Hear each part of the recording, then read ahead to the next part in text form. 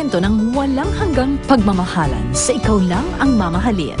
Hatid ng Nescafe Classic, Sunsilk with Nano Complex, at New Ariel Stain Lift with Deep Clean Technology.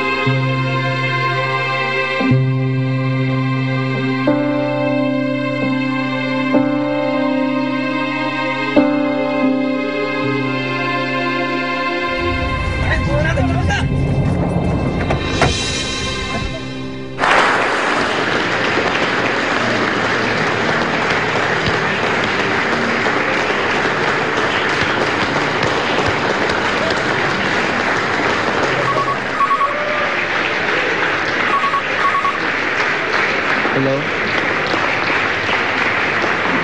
Ito. Sige. Sige, sige. Ferdinand. Sadya, si Ate Amira. She had an accident. Ano? Ate mo, she had an accident. Si ate. Na-accident. Yan, sama mo ko.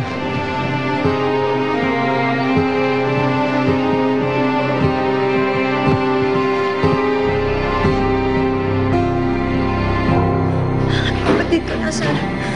Dok, ano nangyari sa kapatid ko? Nagka-fracture siya sa tuhod. We need to operate. Tumating ka. Huwag ka na magsalita. Sorry, baby. Baka na reception niyo. Yung reception? Huwag mo nang alalahanin yun. Basta magpalakas ka lang, magpagaling ka. Dito lang ako, babantayan kita.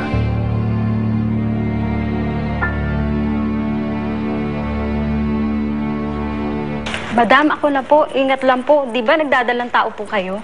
Okay lang, kaya ko naman. Oy, Bising, ha? Intrigera kang chismosa ka, mahiya ka nga, ha? Naku, Manang, okay lang. Hindi ko naman tinatago na buntis na ako nung kinasal kami ni Ferdinand. Okay nga yun, eh. Buti nga yun, eh. Parang bangko may deposito na si Sir.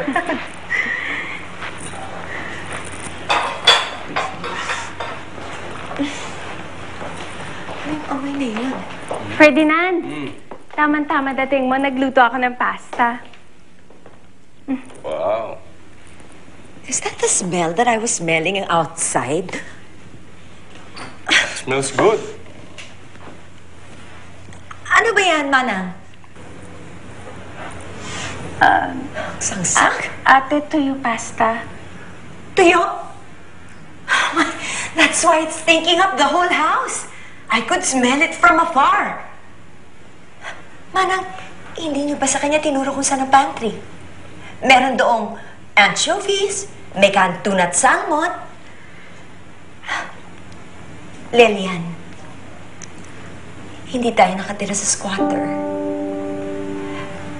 Pinangangamoy mong estero ang buong lugar. I know that you come from humble beginnings. But you have to adjust, my dear.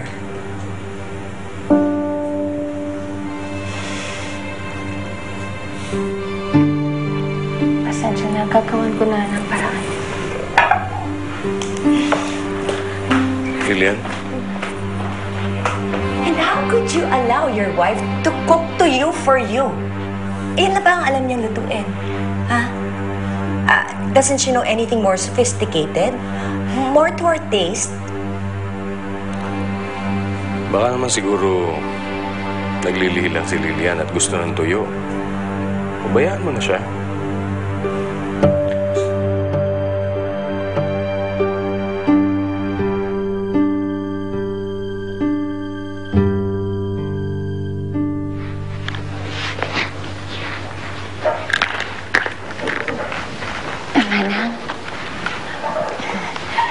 Manang, kwentuhan niyo naman ako yung tungkol sa buhay nila Ate Amara Luna at saka ni Ferdinand.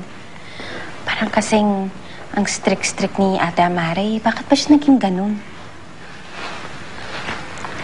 Kasi, bata pa lang sila nung naulila na sila. Huwag kang mag-alala. Andito si Ate. Hindi kita pababayaan, ha? Sinapan daw si Agnes dun si Sir Ferdinand nung nawalan sila ng magulang. Bumagsak kasi yung eroplano sinasakyan nito. Kaya ayun, biglaan ang nangyari. Yan naman si Madam. Dalaginding pa lang, pero siya nang tumayong magulang nila. Putok siya talaga kay Sir, saka sa pagpapatakbo ng department store, saka ng mall. Hanggang ngayon, hanggang pagtanda nila. Pero di ba, Manang, hindi naman sila totoong magkapatid? Ang kwento kasi sa akin ni Ferdinand, adopted lang daw si Ate. Ma'am. Ate, may gagawin lang ako sandali, Sinisiraan mo ba ako sa aking mga kasamahan? Iniintriga mo ba ako dito sa aking pamamahay? Ate, hindi. Ganyan ba talaga kayo mga mal-edukado at may hirap? You have nothing better to do with your time than gossip about other people? I'm not stooping down to your level. Alam mo na babagay sa'yo? Eto. Magsilbi ka. Maglinis ka. Make yourself useful. Get it!